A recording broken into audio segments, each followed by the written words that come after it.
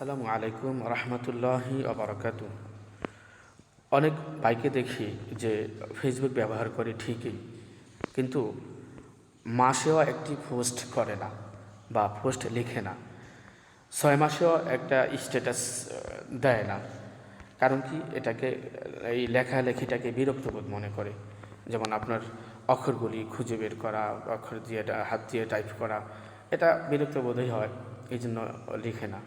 দেখেন, এটা এই যে একটা স্ট্যাটাস লেখা বা পোস্ট লেখা একেবারে সহজ, এগুলা কঠিন কোনো ব্যাপার না। তো আপনি হাতে না করেন, হাতে যদি কঠিন মনে করেন বা কষ্টবোধ হয়, তাহলে আপনি মুখে বলতে পারেন। দেখেন, আমার এখানে কিন্তু এই যে কিবোর্ড 3টা দেওয়া আছে, একটা হলো ইংলিশ, এটা ইংলিশ, তারপর আমি এটাকে বাংলা করে নিলাম, তারপর আমার প্রয়োজনে আমি আরবি করে নিলাম। তো এখন আমি প্রথমে বাংলাতে লিখব, তো বাংলাতে লিখলে আমি বাংলা কিবোর্ডটা করে নিলাম। আমি এখন যা বলবো তাই হয়ে যাবে। দেখবেন, প্রিয় নবীজির বাণী, তো আমি প্রিয় নবীজির বাণী বললাম আর লেখা হয়ে গেল প্রিয় নবীজির বাণী। এখন আমি এখানে কি কমা দিব নাকি ধাড়ি দিব নাকি দিব, তো আমি এখানে আশ্চর্যবোধক চিহ্নটা দিব। তো এখান থেকে আমি বের করবো আশ্চর্যবোধক চিহ্ন, এই যে আমি আশ্চর্যবোধক চিহ্ন দিয়ে দিলাম। তারপরে আমি নিচে চলে আসবো, এখন আমি লিখবো আরবি, অর্থাৎ হাদিস শরীফ লিখবো। তো আমার এই যে কিবোর্ডটা, আমি এটাকে আরবি করে নিব। দেখেন, আমি আরবি করে নিলাম। এখন দেখেন, আন আবি হুরায়রাতা রাদিয়াল্লাহু তাআলা আনহু, আমি বললাম হয়ে গেল, একটা স্পেস দিলাম, একটু ভাগ করলাম, আলাদা করলাম। তারপরে আবার বলবো, ক্বালা সামি'তু রাসূলুল্লাহি সাল্লাল্লাহু আলাইহি ওয়াসাল্লাম, সেখানেও আমি একটু স্পেস দিলাম। তারপরে বললাম, ইয়াকুলু ইদা সাল্লাইতুম আলাল মাইয়িতি ফাআখলিসু লাহু দুআ, হয়ে গেল, হাদিস লেখা হয়ে গেল। তো আমি হাদিসটা কোথা থেকে রাওয়ায়াত আসছে, আমি বললাম রওয়াহু আবু দাউদ ইবনে মাজা। তো এটা আবু দাউদ না, এটা হচ্ছে রওয়াহু, হাদিসটি হচ্ছে রওয়াহু নাসাই ইবনে মাজা।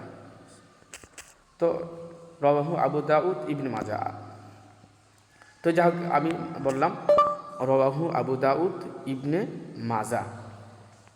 তা হাদিসটি আবু দাউদ ইবনে মাজাতে আসছে। তারপরে আমি এখানে একটা ভেরিকেট দিয়ে দিব আর কি, এখানে একটা ভেরিকেট দিয়ে দেব। তো এবার আসেন, আমি হাদিসের অর্থ দেখব। আমি বাংলাতে লিখবো, এই জন্য এটা বাংলা করে নিলাম। হযরত আবু হুরায়রা রাদিয়াল্লাহু তাআলা আনহু থেকে বর্ণিত হয়েছে যে তিনি বলেন, রাসূলুল্লাহ সাল্লাল্লাহু আলাইহি সাল্লামকে বলতে শুনেছি,